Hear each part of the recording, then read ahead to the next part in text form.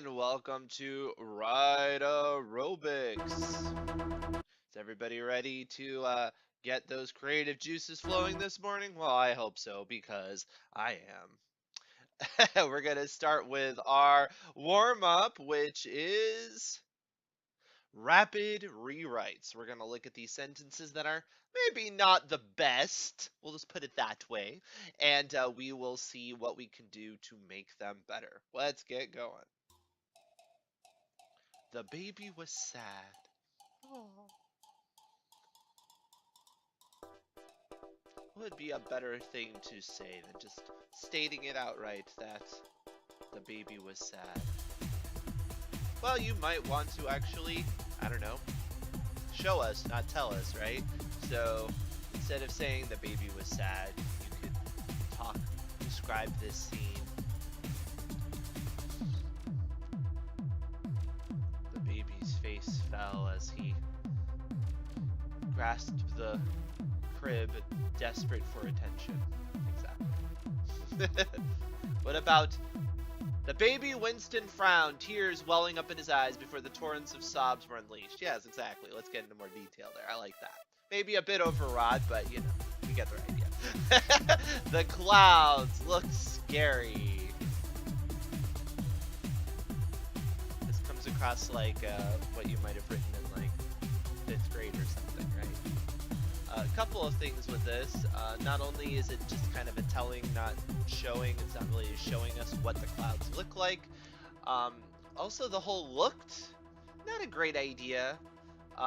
You don't have to use looked, because if we can see it, that means your point of view character can see it too, right? So unless you're actually talking about a character gazing at something, I don't recommend using looked as a word. It just tends to be a filler word that serves little purpose. Um, the ominous cloud front slid across the darkened sky. That's better. I would say the dark clouds slowly rolled in the threatening storms. Yeah, yep. Getting better, getting better. The cat seemed confused. Seemed is another one of those dodgy words. Can be difficult to put in the right spot. Seemed can often feel like you're just kind of hedging your bets. That you're not really committing to something. It's not very powerful writing when it's not just stating something outright. The cat was not looking to kill me for once. I like that. The cat was but you can, start describing, you know what does a cat look like when they are confused. The cat, moved his head around, attempting to track, it depends on the situation why they are confused, to try to track where the sound was coming from, things like that. It might work better than seemed confused, just saying. He held the rope firmly. Here we have a adverb that's kind of making up for the fact that just holding the rope. Hold is not a great specific verb, and it's not really yeah, it reminds me of the Princess Bride. Yeah, but hold is not a great specific verb. It doesn't really give you that strong sense of anything. So what you would really want is, grasp, clutch, and then you wouldn't need that adverb, that firmly adverb. You could just say he clutched the rope, and maybe go on a little bit further. But that would generally works better. Not to mention when you have a sentence constructed like that, you have he held the rope, and then you have firmly at the end, so you have to go back in your head and do the firmly before it. He struggled to keep his grip. Yeah, that's better. The struggle is good. Struggle is a better word than held. It was a peaceful lake. Kind of says everything and nothing at the same time.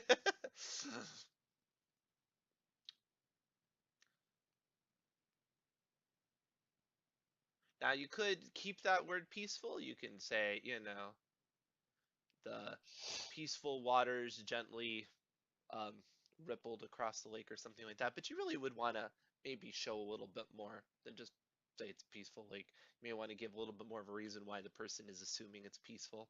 Or you could just describe it and let the audience determine that it's peaceful based on the verbs or the adjectives that you're using to describe the scene. All right, let's move on from our warm up to exercise number 2, backstory building. Oh, the sunrise reflected in the tranquil water. Yeah, that's nice. Tranquil is probably a better word than peaceful for water. I don't know, just sounds better to me. Um, backstory building. Let's take a look at this scene and let's come up with a backstory, shall we?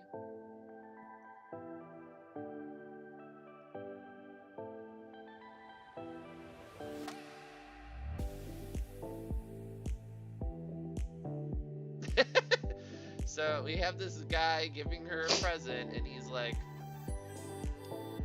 kind of fidgeting, right? And then she's opening it up, and she's like, oh, she thought it was a ring.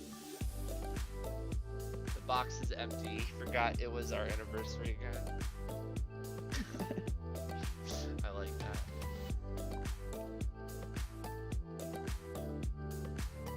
I'm actually, you could go so many other ways. Like, this could be like way more sinister. It's like the finger of her deceased ex-boyfriend or something. And somehow, and he's like reminding her. It's like, yeah, I know that you killed him. Nah, we're gonna arrest you anytime now. And she's about to like be found out at this party. I don't know. I went really dark with that. I'm sorry. But I love scenes in books where people are given like horrific information in a situation where they cannot react appropriately to it, especially if you as an audience member knows that. It's delicious, that dramatic irony. She didn't realize she was stealing a box of cufflinks.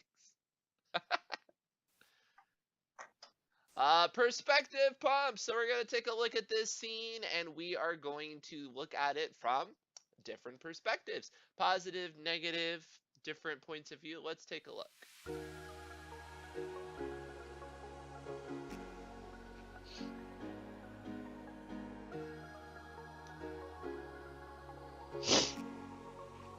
So we've got this hotel here. Doesn't look like a particularly swanky place. It looks like kind of seen better days. So I'm thinking of either demolition is tomorrow, right? I'm thinking, yeah, it's like a 6-year-old boy. He's like, yeah, they're gonna blow up this building tomorrow. I'm so excited. Or somebody just bought this hotel and they're like, it's not much, but someday it's gonna be beautiful. It's the age of the classic trope of restoring the old building. Get into like a money pit sort of scenario. Things get much more difficult than expected. That's just a project development. Somebody created hotel on the roof. Yeah, this may not even be a hotel. What if this is just some magical place that looks like an abandoned hotel on the outside to anybody that's not within that inner circle? But if you actually are part of this community, this magical community, you see this building for what it really is. She met the sketchy stranger in the alley behind the hotel. This looks like a sketchy place to meet somebody, I'm just saying. Alright, what about exercise number 4? 3 key details. We are looking up 3 key details for this scene. I often think it works well to focus on 3 things when you are describing a place. It's about what an audience member can hold in their head. Ooh, for the last one, it's where they put all the virus victims out. Ooh, that's harsh. Harsh, Dave, a little too soon for that one. Okay. So I would say, you know, you have some nice contrast going on here with colors, the reds of the ground and the blues of the sky. That might be something I'd want to point out. The interesting rock formation that's very it's kind of this jagged hill in the middle.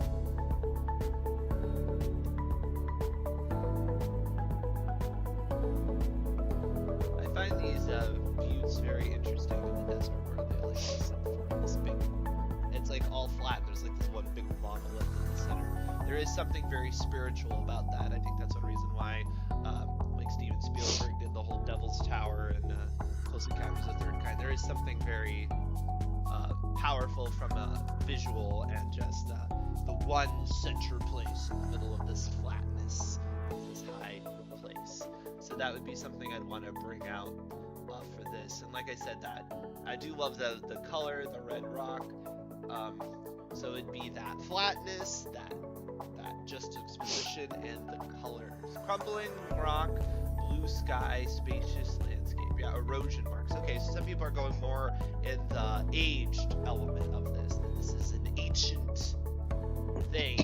This is a sign of years and years of geology, which again, that gives you a different perspective on looking at that scene. You're thinking about it from how old it is and the impact of nature and how it's coexisted with nature for a while. So, I'm looking at it. I like it. All right, so we are going to do something and think about our characters for the current project that we are working on. Oh, thank you. I like this bright orange shirt. It's very colorful right in the morning. I still haven't gotten my 80 sweatband. I'm going to get one of these days. Maybe I'll do like a bright hot pink shirt, really go for the whole Write-Aerobics thing. Sounds like fun. Um, but think about the characters of the project that you are currently working on. So, I usually think about 8 characters that I really pay attention to, like intently, in terms of making sure they have a purpose in the story.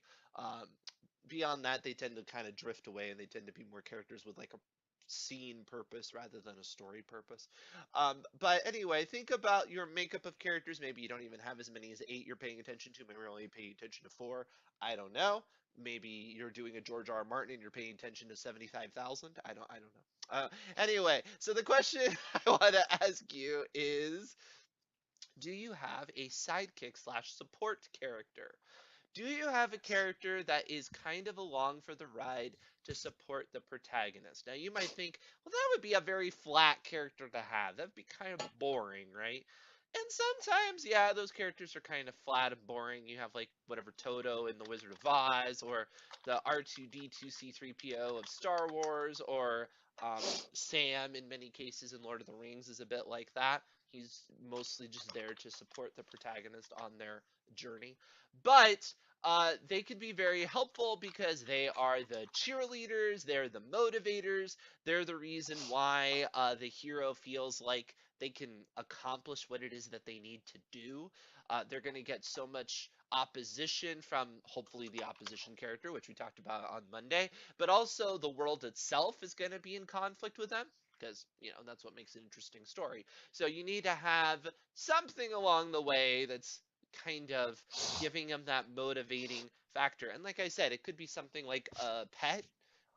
In Star Wars, really, the like R2D2 basically operates like a pet, even though he's a robot. So you can simplify them to like a form like that, or you can simply make them the kind of, maybe a little naive but very motivated person. There has to be a little bit of a sense of naivety, I think, with a support character, just because they have to be so wanting to go forward and like face what's wrong. Now, the one thing you can also say is maybe it's not just naivety, maybe it's bravery or it's fearlessness. Um, I find that thought to be fascinating in terms of motivation to help someone else to achieve their success. Yes, the person behind the success is often very interesting and a bit of an unsung hero. Now, of course, as people often say, every character should feel like they're the hero of their own story. So one way you can keep that sidekick character from being a little bit flat is just keeping that in mind. They should have strengths and weaknesses. So even if they really, really want to help, that doesn't mean that they only help. They might have a weakness that actually hurts the protagonist, even though they're trying to help.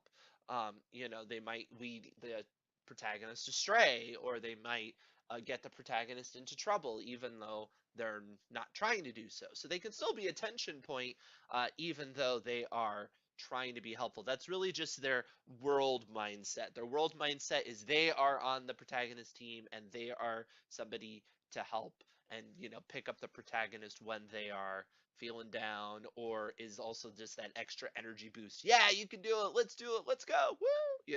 And you need people like that. All right, so that being said, I hope you feel nice and motivated because we're about to start a writing sprint. Let's go, everybody.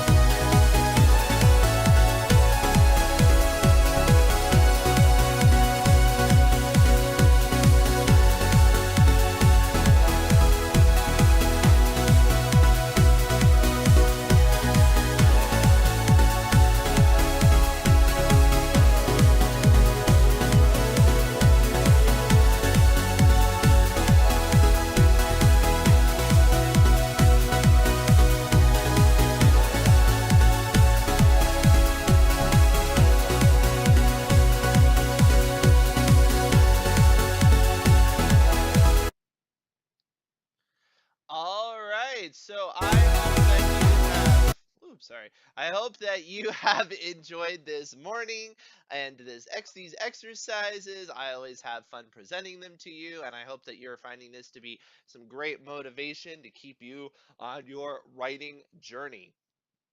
Tomorrow at 3 p.m. Eastern, I will be doing my writer lens on the Fellowship of the Ring, and it will be more focused on the movie than the book.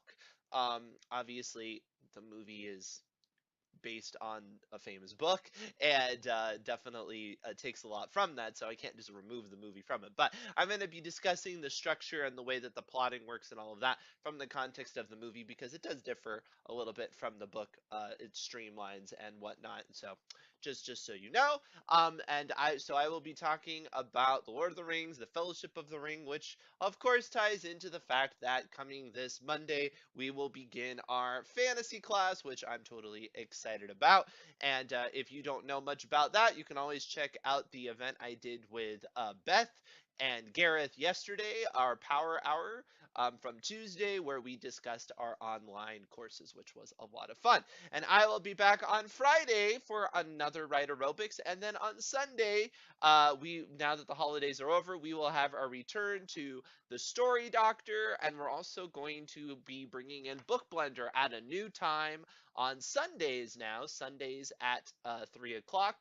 Story Doctor is going to be at noon now on Sundays. We're just moving things around, seeing if it works better for everybody. So, and if you cannot join us for the Story Doctor at noon Eastern on Sunday, that's fine. You can always email the question and we'll still include it in our Story Doctor, Daniel at AutoCrit.com. In the meantime, I'll see you around AutoCrit Live. You have a great day. Bye, everybody.